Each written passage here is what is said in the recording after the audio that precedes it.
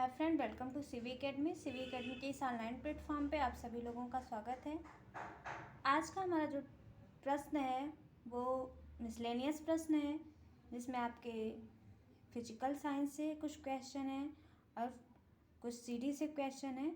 तो चलिए हम आज की क्लास को क्या करते हैं, स्टार्ट करते हैं। हमारा फर्स्ट क्वेश्चन है, भ्रूण का मध्यवर्ती परत निम्न में से कौन सी होती है। बात आती है कि भ्रूण क्या होता है। तो भ्रूण जो होता है, जब ओवम और स्पर्म फर्टिलाइज करते हैं, जब अंडाणु और शुक्राणु दोनों मिलते हैं, तो मिलने के बाद जो एक प्रोसेस होती है फैलोपियन ट्यूब में, वो क्या करते हैं, ये निषेचन की प्रक्रिया होती है। और उस प्रक्रिया के बाद जो है वो क्या होता है, आपका गर्भाधान की प्रक्रिया होती है। तो गर्भाधान की प्रक्रिया के अंतर्गत गर्भ में जो शिशु का एक निर्माण होता है, एक नए जीव का क्या, एक नए सेल का निर्माण होता है।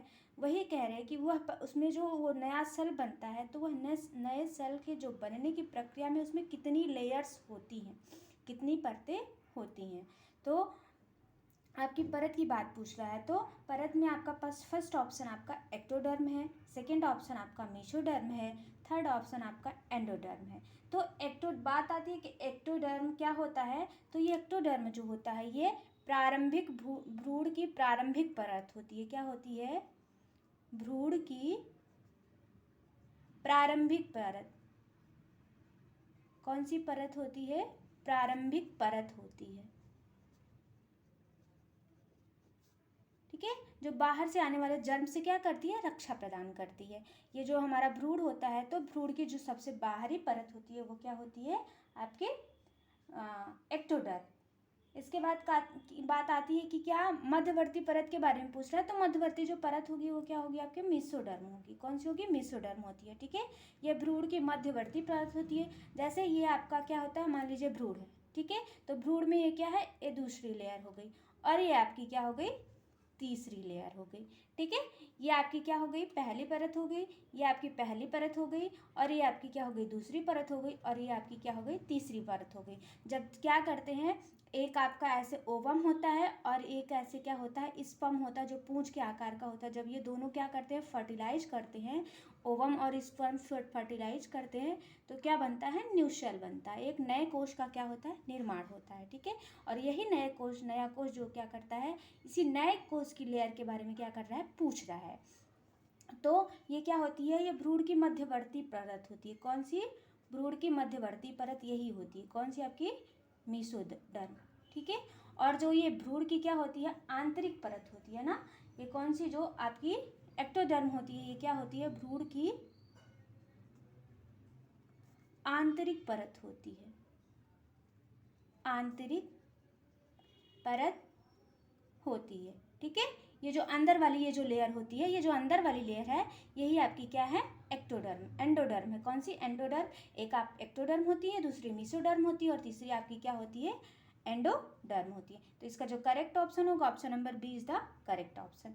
नेक्स्ट क्वेश्चन है कि ग्रंथियों के स्वरूप में आग्नाशय किस ग्रंथ के अंतर्गत आती है। तो ग्रंथियों, हमारे शरीर में 3 प्रकार की ग्रंथियां पाई जाती हैं। एक आपकी बहिर्स्रावी ग्रंथियां होती हैं, एक आपकी अंतःस्रावी ग्रंथियां होती है, और दूसरी आपकी जो आपकी क्या होती है, मिश्रित ग्रंथि होती है। ठीक है, तो जो आपका बहिस्रावी ग्रंथि होती है, तो बहिस्रावी ग्रंथि से हमारा क्या होता है, जो आपका जो हमारी बहिस्रावी ग्रंथियां होती हैं, तो इस बहिस्रावी ग्रंथियों से क्या होता है, आपका जो है हार्मोन्स का सिक्रेशन होता है। मतलब इस बहिस्रावी ग्रंथि जो होती है, ये क्या करती हैं, हार्मोन्स का उत्पादन करती हैं। किसका उत्पादन करती हैं? हार्मोन्स का उत्पादन करती हैं। अंतःस्रावी ये क्या करती हैं, एंजाइम्स का निर्माण करती हैं। किसका निर्माण करती हैं? एंजाइम का निर्माण करती हैं। इससे क्या होता है, एंजाइम का निर्माण होता है। ठीक है, एंजाइम का निर्माण होता है। और मिश्रित ग्रंथ के बात में आती है, यह एंजाइम और हार्मोन्स दोनों का निर्माण करती है। यह एंजाइम और हार्मोन्स दोनों का श्रावण करती है, मतलब इससे एंजाइम भी निकलते हैं और हार्मोन्स भी निकलते हैं। और ये क्या होती है, ऐसे ऐसे संरचना होती है, जो हमारा पैनक्रियाज होता है वो ऐसे संरचना होती है, ऐसी संरचना होती है। और ये उंगली की नुमान संरचना होती है। इसमें क्या होती है, पैनक्रियाज में एक उंगली के अनुसार आकार की संरचना होती है, जो क्या करता है, भोजन के अवशोषण का क्या करता है, कार्य करता है। तो पैनक्रियाज जो होता है वो हमारा ऐसे होता है, जिससे क्या होता है, हार्मोन्स का भी सिक्रीशन होता है, और इसके साथ साथ इससे किसका सिक्रीशन होता है, एंजाइम्स का भी सिक्रीशन होता है। मतलब इन दोनों का सिक्रीशन जो होता है वो किससे होता है, आपका अग्नाशय से। अग्नाशय, जो हमारी अग्नाशय है वो कैसी ग्रंथि है, मिक्स्ड ग्लैंड है, जिसे हम मिश्रित ग्रंथ के नाम से जानते हैं, क्योंकि इससे हार्मोन्स और एंजाइम्स दोनों का क्या होता है, सिक्रेशन होता है। ठीक है, नेक्स्ट बात आती है, नेक्स्ट क्वेश्चन, कृत्रिम पेसमेकर हृदय के किस भाग में लगाया जाता है। क्या क्वेश्चन कह रहा है कि कृत्रिम पेसमेकर, जब हमारा क्या होता है, ये हृदय हमारा होता है, तो हमारा हृदय जो होता है वो क्या होता है, 4 चैम्बर में डिवाइड होता है। हम चैम्बर के आधार पे हम इसे क्या करते हैं, 4 भागों में इसे क्या करते हैं, डिवाइड करते हैं। मान लीजिए ये हमारा क्या है, हृदय है। ठीक है, तो ये हमारा जो हृदय है, तो हृदय को हम क्या करते हैं, 4 भागों में डिवाइड कर देते हैं। एक आपका क्या होता है, दायां आलिंद होता है, ये क्या होगा, दायां आलिंद हो जाएगा। और ये क्या होगा, दायां निलय हो जाएगा। ये क्या होता है आपका, दायां निलय हो जाएगा, दायां निलय हो जाता है। और ये क्या होता है, बायां आलिंद हो जाएगा। और ये क्या होता है, बायां निलय होता है। ठीक है, बायां निलय होता है। 4 चैम्बर इसके क्या होते हैं, हमारे हार्ट के होते हैं। ठीक है, तो वही कह रहा है कृत्रिम पेसमेकर, तो यहीं पे हमारा जो होता है ऐसे पेसमेकर लगा दिया जाता है, जो कृत्रिम से, मतलब वैसे तो प्रकृति के द्वारा हमारे पेसमेकर दिया गया है, जिसे हम क्या किसके नाम से बोलते हैं, ऐसे नोड के नाम से जानते हैं। किस नाम से जानते हैं, ऐसे नोड के नाम से जानते हैं। और यह जो है कृत्रिम पेसमेकर, ये क्या करता है, जो ये ऐसे नोड होता है, ये प्रकृति के द्वारा हमारे ऑलरेडी फिल्टर करने का कार्य करता है, हमारे रक्त को फिल्टर करने का या हमारे पावर को जनरेट करने का कार्य करता है। हमारे हृदय में ये ऑलरेडी लगा होता है, लेकिन अगर किसी कारणवश यही जो पेसमेकर है वो खराब हो जाता है, तो कृत्रिम पेसमेकर क्या होता है, लगाया जाता है। और कहाँ पर लगाया जाता है, तो आपके दाएं आलिंद में क्या किया जाता है, लगाया जाता है। यही जो दायां आलिंद भाग वाला, यही वाला जो भाग होता है, इसी में क्या है, ये आपका लगाया जाता है। ठीक है, और ये कार्य क्या करता है, तो ये क्या करता है, ऊर्जा जनरेट करने का क्या करता है, कार्य करता है। ये दाएं आलिंद में क्या किया जाता है, इसका लगाया जाता है। और पहली बार जो ये कृत्रिम पेसमेकर है, इसको किसने खोजा था, क्रिश्चियन बर्नार्ड ने। क्रिश्चियन बर्नार्ड ने बनाया था ना, प्रथम जो कृत्रिम पेसमेकर था उसको किसने बनाया था, क्रिश्चियन बर्नार्ड ने बनाया था। किससे, इसी कृत्रिम जो आपका पेसमेकर है, इसी को क्रिश्चियन बर्नार्ड ने बनाया था। तो इसका जो करेक्ट ऑप्शन होगा, ऑप्शन नंबर ए। ये कहाँ पर लगाया जाता है, तो ये हमारे दाएं आलिंद में क्या किया जाता है, लगाया जाता है। नेक्स्ट क्वेश्चन, निम्न में से दंत का कौन सा भाग जबड़े में रहता है। दंत शिखर है, दंत ग्रीवा है, दंत धातु है, दंत कोड है। ठीक है, बात आती है कि दंत, तो दंत को हम क्या करते हैं, 4 भागों में डिवाइड करते हैं। पहली बात तो हम दांत को कितने भागों में डिवाइड करेंगे, 4 भागों में। ठीक है, एक आपका होता है इंसीजर, दूसरा आपका होता है कैनाइन, तीसरा आपका होता है प्रीमोलर, और चौथा आपका क्या होता है, मोलर। क्या होता है आपका, मोलर। ठीक है, एक आपका इंसीजर होता है, दूसरा कैनाइन होता है, और तीसरा प्रीमोलर, और चौथा मोलर होता है। ठीक है, तो ये क्या है, हमारे पूरे दांत में ये क्या है, और पूरे जीवन काल में, मतलब मनुष्य के जीवन काल में, मनुष्य के पूरे जीवन काल में, पूरे जीवन काल में 52 दांत, 52, कितने दांत आते हैं, 52 दांत आते हैं। ठीक है, जिसमें क्या होते हैं, अस्थाई दांत होते हैं और अस्थाई दांत होते हैं। ठीक है, तो अस्थाई दांतों की संख्या आपकी कितनी होती है, 12 होती है, और अस्थाई दांतों की संख्या जो होती है वो कितनी होती है, 20 होती है। और ये क्या होते हैं, 2 बार आते हैं।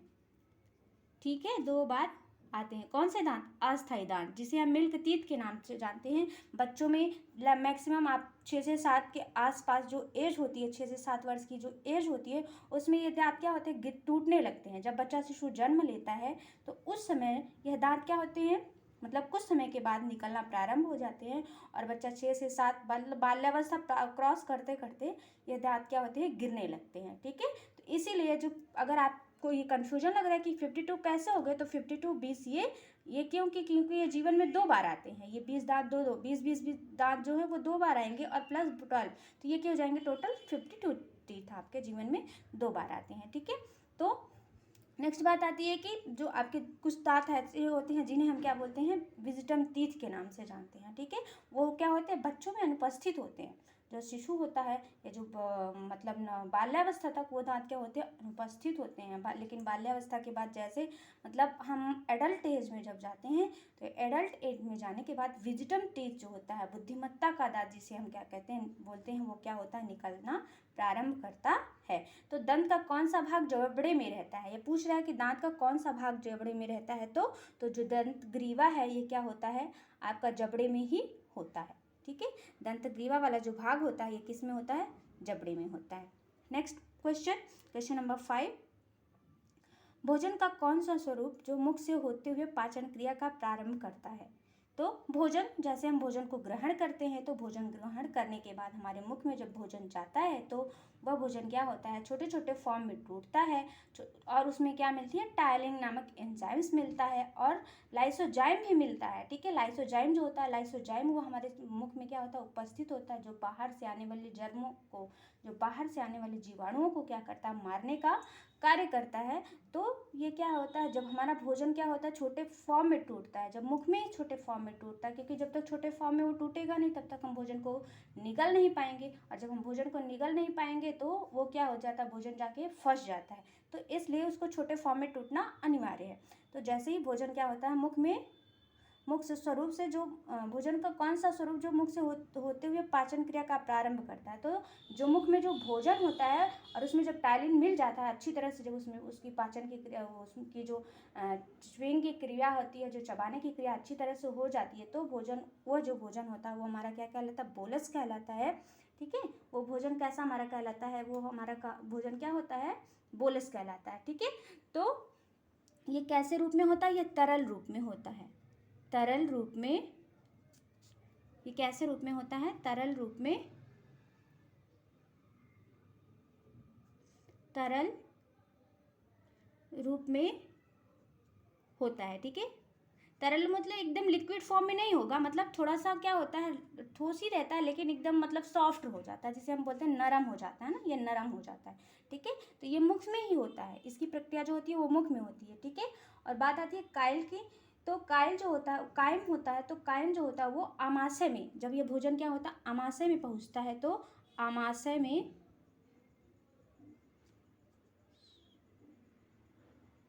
आमाशय में भोजन लेय के रूप में किस में उत्पन्न रहता है, लेय के रूप में रहता है, और इसी को हम क्या बोलते हैं, काइल बोलते हैं, इसे हम क्या बोलते हैं, काइम बोलते हैं। ठीक है, और जो ये काइल होता है, जब भोजन क्या होता है, क्षारीय प्रकृति का होता है, क्योंकि जब तक क्षारीय होगा नहीं तब तक उसमें किसी प्रकार का वो होगा नहीं, टूटेगा ही नहीं, तब तक उसमें अवशोषण नहीं होगा। तो जो भोजन जब क्या होता है, क्षारीय प्रकृति का हो जाता है, तो इसे हम क्या बोलते हैं, काइल बोलते हैं। तो भोजन की जो क्षारीय प्रकृति है वो क्या होती है, काइल होती है। ठीक है, तो काइल जो होती है ये भोजन की कैसी प्रकृति होती है, क्षारीय प्रकृति होती है, क्षारीय प्रकृति होती है। ठीक है, ये क्या है, ये हमारे भोजन के प्रोसेस है, तो इसका जो करेक्ट ऑप्शन होगा, option number A is the correct option. Bolus जो होता है वो हमारे भोजन में क्या होता है, जब हम भोजन को ग्रहण करते हैं तो जिस पहले जो उसकी प्रोसेस होती है, फर्स्ट स्टेज, वो जिस रूप में टूटता है वही हमारी क्या होती है, बोलस की प्रक्रिया होती है, या उसी भोजन को हम क्या कहते हैं, बोलस के नाम से जानते हैं। ठीक है, ये रहे हमारे आज के क्वेश्चन, कैसा लगा कमेंट करके जरूर बताइएगा। Thank you.